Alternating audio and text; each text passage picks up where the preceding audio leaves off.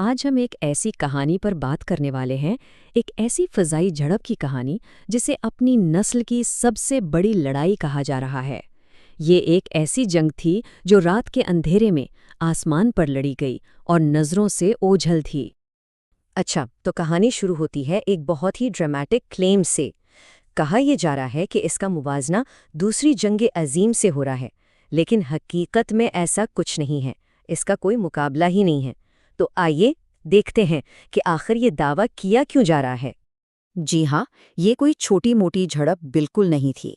ایک ہی رات میں دو ایٹمی طاقتوں کے 100 سے بھی زیادہ 112 سے زیادہ جدید ترین لڑاکا طیارے آمنے سامنے آ گئے۔ تو یہ سب ہوا کیسے؟ اس کو سمجھنے کے لیے ہمیں پہلے دیکھنا ہوگا کہ جب یہ سب شروع ہوا تو اسٹریٹجک صورتحال کیا تھی، یعنی ایک بہت بڑا عدم توازن تھا۔ تو دیکھیں، انڈیا نے اس جھڑپ کی شروعات ایک بہت بڑی عددی برتری کے ساتھ کی۔ ان کے بہتر طیارے میدان میں تھے، جبکہ پاکستان کی طرف سے صرف 40 طیارے جواب میں آئے، یعنی تقریباً دگنی تعداد کا فرق۔ یہ ایک بہت بڑا عددی نقصان تھا۔ لیکن بات صرف تعداد کی نہیں تھی، ایک اور شاید اس سے بھی بڑا فرق ٹیکنالوجی کا تھا۔ دیکھیں، انڈیا کے رائفل جیٹس کے پاس جو میزائل تھے، ان کی رینج دگنی سے بھی زیادہ تھی۔ اس کا سیدھا مطلب یہ تھا کہ وہ اپنے دشمن کو دیکھ بھی سکتے تھے اور مار بھی سکتے تھے، اس سے پہلے کہ دشمن انہیں دیکھ بھی پائے۔ اور جدید فضائی جنگ میں یہی تو سب کچھ ہے۔ اسے کہتے ہیں فرسٹ لک فرسٹ شوٹ، یعنی جس کے پاس لمبی رینج کا ریڈار اور میسائل ہیں، سمجھے کہ جنگ کا پانسا اسی کے حق میں ہے۔ یہ ایک فیصلہ کن، ایک ڈیسائسو ایڈوانٹیج ہے۔ تو اب سوال یہ تھا کہ اس واضح نقصان کا مقابلہ کیسے کیا جائے۔ پاکستان کو فوری طور پر کوئی نہ کوئی ٹیکنالوجیکل حل ڈھونڈنا تھا۔ تو دیکھتے ہیں کہ انہوں نے یہ کیسے کیا۔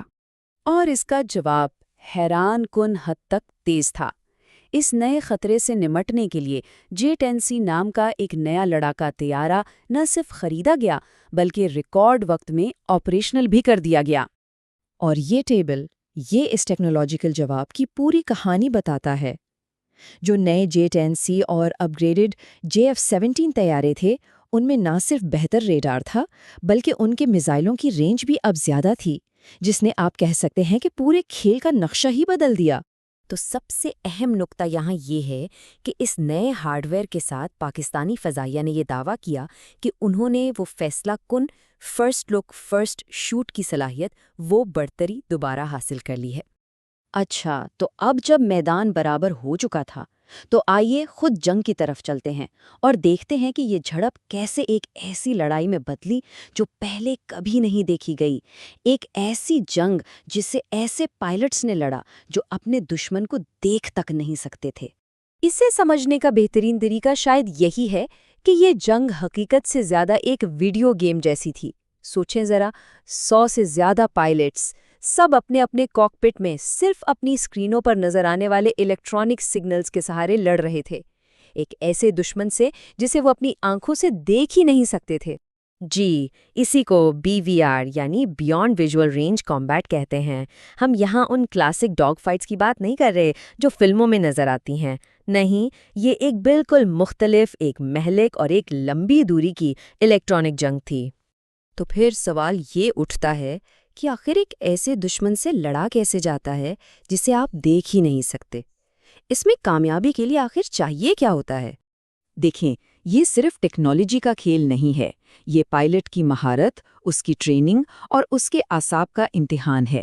سب سے پہلے آپ کو لمبی رینج کے ریڈار سے ہدف کو ڈھونڈنا ہے، پھر اس پر میزائل لاک کرنا ہے، پھر دشمن کے فائر کرنے سے پہلے آپ کو فائر کرنا ہے، اور جیسے ہی آپ فائر کرتے ہیں آپ کو فوراً دفاعی پوزیشن میں جانا ہوتا ہے، کیونکہ آپ کو پتہ ہے کہ دشمن بھی ٹھیک وہی کر رہا ہے۔ یہ سب کچھ سیکنڈوں میں ہوتا ہے۔ تو اس رات آسمان پر کیا ہو رہا تھا؟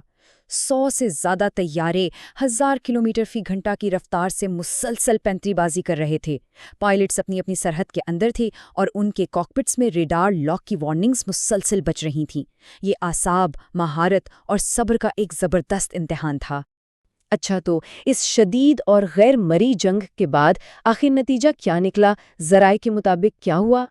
ذرائع کے مطابق نتیجہ بالکل واضح تھا۔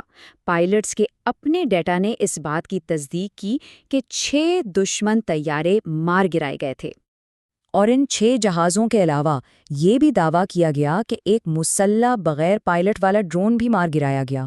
لیکن یہاں کہانی ایک دلچسپ موڑ لیتی ہے۔ اگر پائلٹس کے ڈیٹا نے 6 طیاروں اور ایک ڈرون کی تصدیق کی تھی، تو پھر عوام کے سامنے ابتدائی دعویٰ صرف 5 طیاروں اور ایک ڈرون کا کیوں تھا؟ اس کا جواب ذرائع کے مطابق قیادت کے اس ایک جملے میں ہے: ہم 6 طیارے کا دعویٰ صرف تب کریں گے جب ہمیں زمین پر اس کا ملبہ مل جائے گا۔ یہ ایک انتہائی پروفیشنل سوچ کو ظاہر کرتا ہے کہ ڈیٹا پر مکمل یقین ہونے کے باوجود عوامی دعوے کے لیے ٹھوس زمینی ثبوت کو ترجیح دی گئی۔